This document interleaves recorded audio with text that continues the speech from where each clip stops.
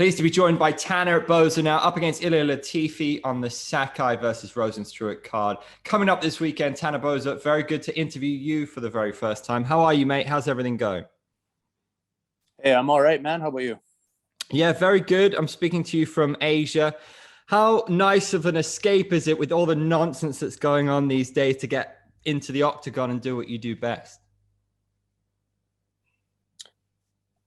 It's not an escape. I'm here in the hotel for a week. I'm here to make money and do my job. It's not an escape. It's my job.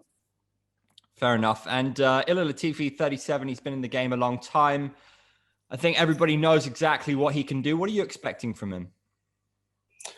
Yeah, Ilir's a great fighter. He's a really good wrestler. He's really physically strong. He's a good puncher too. Yeah, I'm expecting a very hard fight.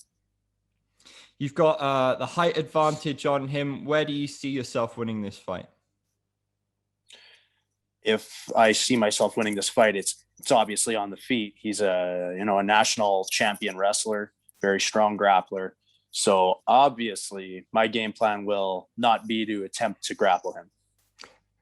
And it does seem like a little bit of a celebration of the heavyweights, this event with the main event. And, we've got a couple of other guys on there as well, Walt Harris, yourself. Do you like that? Do you like it when it's a little bit the heavyweight focus on the card? I love watching a heavyweight card when I'm watching. I'm on this one, so I mean, I don't care. I'm on this card, and there's a few heavyweight fights, but I ain't gonna be watching the other ones. Fair enough. And what do you think about the state of the division right now? We've seen Overeem and JDS, legends of the game. Pretty ruthless to see them leave the division. What do you make of that? Do you think it's too ruthless at times, the UFC? You're interviewing me for UFC. This is a trap? No, dude. Overeem was coming off of one loss. So yeah, that's hello, sorry. Overeem's coming off of one loss. So yeah, that's kind of crazy. You know, he was on he won two before that, I believe, right? Yeah. He beat Sakai and he beat Walt Harris as well. Walt Harris. So yeah, coming off of two wins and one loss and still being in the top five. Yeah, that's kind of crazy to me. Junior, it's more sad. Junior is my favorite heavyweight of all time, but he lost 4 in a row all by knockout. It's too bad when a guy's still in the top 10, though, because he wasn't losing to guys outside of the top 10. It was all top 10 guys. He was still ranked around number 10. It's still it's really sad to see, and it still sucks because the guy's still probably a top 10 fighter, but he lost 4 in a row by finish. Okay, Overeem is a lot harder to wrap your head around.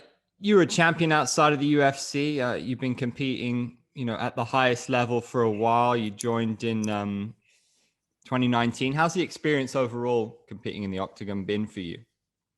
It's been great. And during COVID, when you couldn't work at almost anywhere, I was able to not only keep my job and continue to, make a living, but I was able to turn around and fight really quick after I had a fight. You're pretty much able, with the UFC putting on an event every week last year from August through the end of December, you were nearly able to fight as much as you wanted. And that was awesome.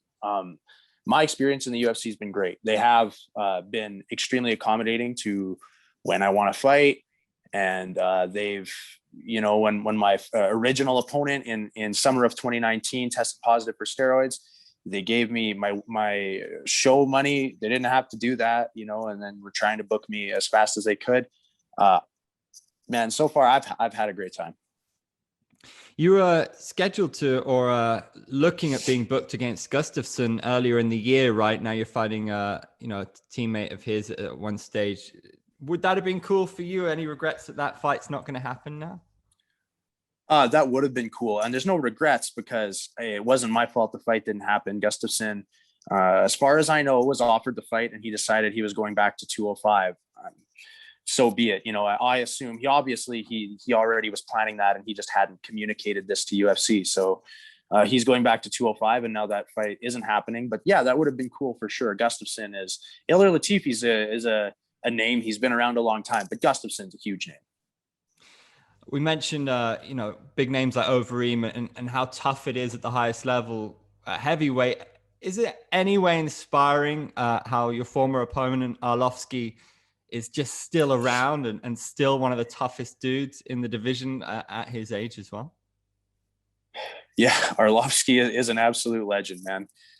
Since I fought him, he's won one and lost one, but he lost Aspinall, who everybody expects to be a huge player here in the future. And he beat Chase Sherman, who's gritty and tough. So you can never count that old dog out, man. He's been around a long time. He knows how to win. And he's in an outstanding career position. And I honestly think he's a genius, man.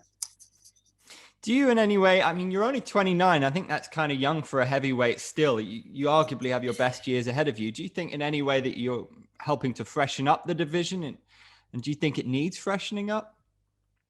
People say that they say I'm, a young heavyweight, or I've heard, I'm the new wave of heavyweight and things like that. That's fine, I guess. I mean, yeah, I'm 29. I've got a lot of fights. It doesn't be my 28th fight. I kind of consider myself like a veteran, but fine. I mean, this will only be my 6th fight in UFC. So I don't have as many UFC fights as lots of these guys, especially the heavyweights. You're right. Guys have tons of fights. You just mentioned Arlovski and Overeem and, guys like Big Ben. These guys have tons of fights. And, I don't know if the division needs freshening up. I suppose if all the top guys have fought each other at some point, then yes, but I don't think that's the case. I think there is a good mix of, name veterans that people like and tune in to see, and new up and coming guys that people are excited to be matched up against those old dogs.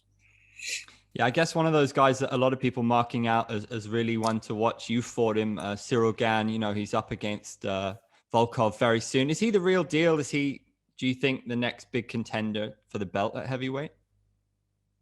Yeah, I believe he is. Yeah. He's that good. Yeah, he's fantastic. I mean, he hasn't had a single issue yet in his entire career, really. Like, my first round with him was close. He still won it. But by round 3, he was pretty much kicking my ass. And in the Rosenstrike fight, he was never, even for 1 second, not winning that fight. He was completely in control. He got kind of shit on for that performance, but I thought it was brilliant. You shouldn't have to put yourself in a compromising position or sacrifice your lead in the fight in order to make it exciting. That's up to Rosenstrike, and he didn't do it. So I think Gon hasn't even really been tested yet, almost, in a way where he's been in a competitive fight. And he said he'll only fight Ngannou for the belt. So, maybe we see that sooner than later. Volkov's a hell of a fighter, and I'm looking forward to that fight. But to be honest, I think Gon's going to finish Volkov. Do you have any favorite fighters in the UFC? People you love to watch when you can just enjoy the sport and sit back? Man, I've been a fan of Clay Guida ever since I was in high school. I love Clay Guida. Frankie Edgar was a favorite of mine. Like I said, Junior Dos Santos was a favorite of mine. I still love watching those guys fight. Yeah, there's some of my favorites. And in terms of like a newer guy that I really enjoyed watching fight and still enjoy watching fight is Dan Hooker. I think he's brilliant. Awesome. Do you love? I mean, he's not new. He's been in UFC a long time, but not like a guy that's been fighting since I was a teenager, anyways. Yeah. Would you say that you love this sport? Yeah, I mean, I do love this sport. It's why I do it. Awesome. Yeah. Why do you think you love it? I don't know. I don't know. That's some sort of deep introspection that I'm not ready to face yet. Fair enough, man. I really appreciate the time. It's great to interview you for the first time. As I said, you're the man, Tanner. Thank you. Hey, thanks a lot. Appreciate it.